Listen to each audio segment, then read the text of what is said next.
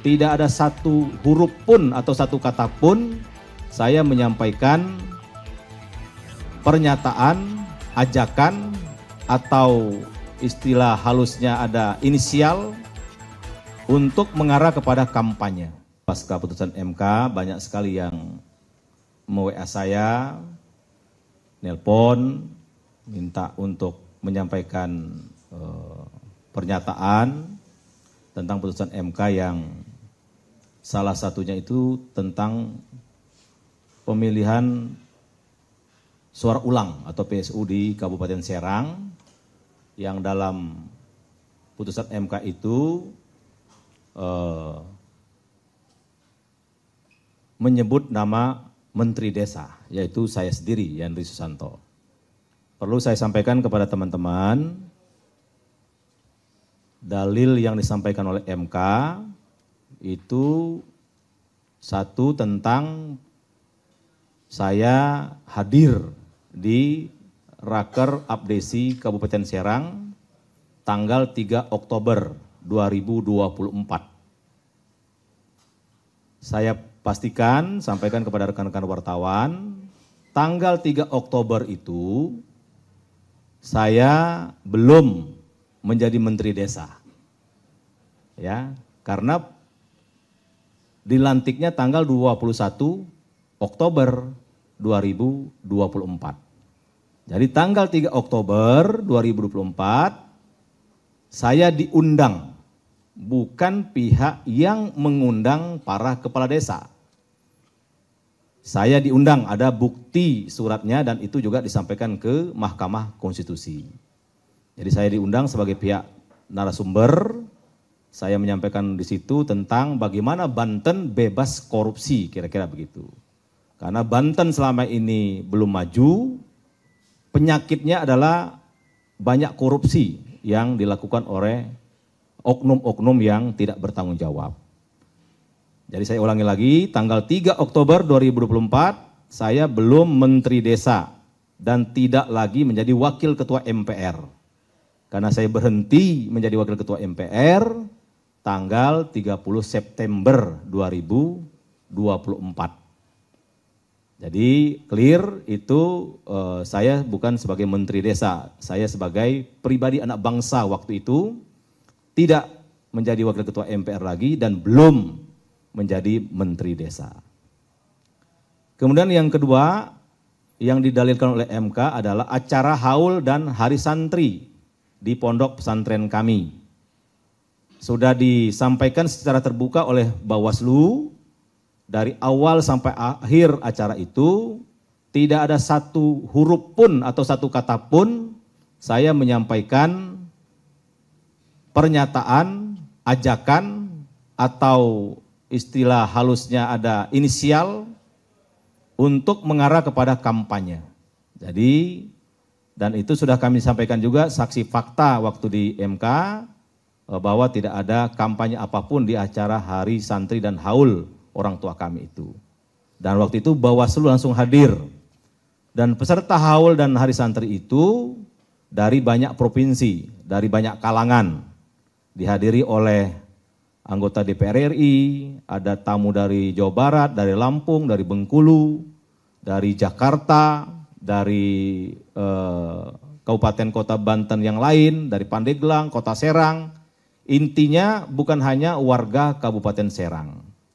Ada rektor hadir, ada PJ Wali Kota hadir, ada Sekda hadir. Jadi itu memang betul-betul murni acara haul dan hari santri. Dan sekali lagi Bawaslu langsung mengawasi dan menyatakan memang tidak sama sekali ada kampanye. Nah yang ketiga yang mereka dalilkan adalah kunjungan kerja saya sebagai Menteri Desa ke Kabupaten Serang. Ini alhamdulillah saksi fakta mereka penggugat yaitu pihak Andika, Saudara Hulman, kepala desa yang mereka hadirkan.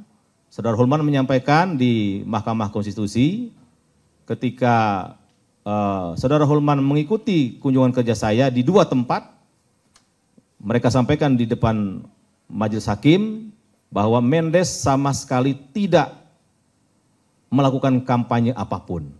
Dan ini juga dibenarkan oleh Bawaslu.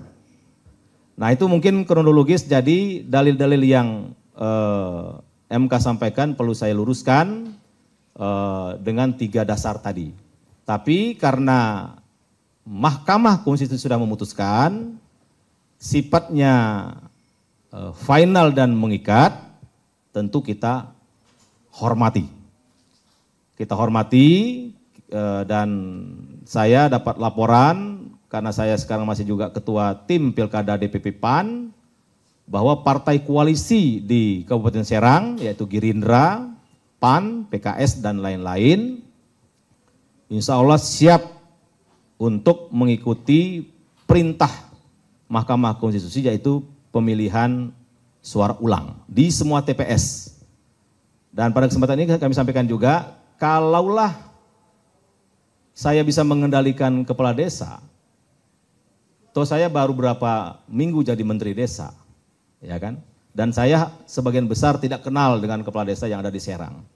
Dan saksi yang mereka sampaikan, hadirkan waktu di Mahkamah Konstitusi, yaitu Pak Kades Julang namanya, bisa dilihat di YouTube itu di sidang MK, Pak Haji Karsa, apa Karso tuh saya nggak kenal. Dan saya memang belum pernah berinteraksi sama beliau, belum pernah juga ke desa Julang, tapi faktanya 02 yaitu Zakian Najib pemenang di situ. Artinya bukan karena faktor saya. Jelas-jelas kepala desanya kan nggak dukung saya tuh, bahkan di pihak sebelah kan. Tapi masih bisa menang telak 02 situ. Artinya saya meyakini dan menghargai suara rakyat di Kabupaten Serang, 71% kemenangan yang dibatalkan oleh Mahkamah Konstitusi kemarin itu benar-benar suara rakyat. Karena memang mereka tidak lagi mau ada korupsi, tidak ada lagi mau ada jual beli jabatan di Kabupaten Serang, tidak ada lagi hal-hal yang tidak diinginkan seperti sampah-sampah berserakan dan sebagainya. Jadi terlalu naif kalau itu dikaitkan dengan pengaruh saya. Saya ini apalah ya kan, baru menteri desa 2 minggu, ya kan, yang lain berkuasa udah 28 tahun, ya kan. Ya kan, ada juga pihak sebelah itu menggunakan rumah dinasnya yang disewa uang rakyat untuk markas pemenangan, itu loh. Ada juga yang lain-lain. Jadi sekali lagi tapi karena ini sudah diputuskan oleh Mahkamah Konstitusi, tentu kita menghormati dan saya menyatakan itulah yang bisa saya sampaikan, fakta yang sebenarnya yang ada di lapangan. Bahwa tafsir Mahkamah Konstitusi yang sudah disampaikan kepada publik, ya itu hak mereka. Ya. Tapi kami punya fakta sendiri dan sudah kami sampaikan di Mahkamah Konstitusi, tapi fakta-fakta itu tidak dijadikan dalil atau dijadikan pertimbangan oleh Mahkamah Konstitusi sama sekali.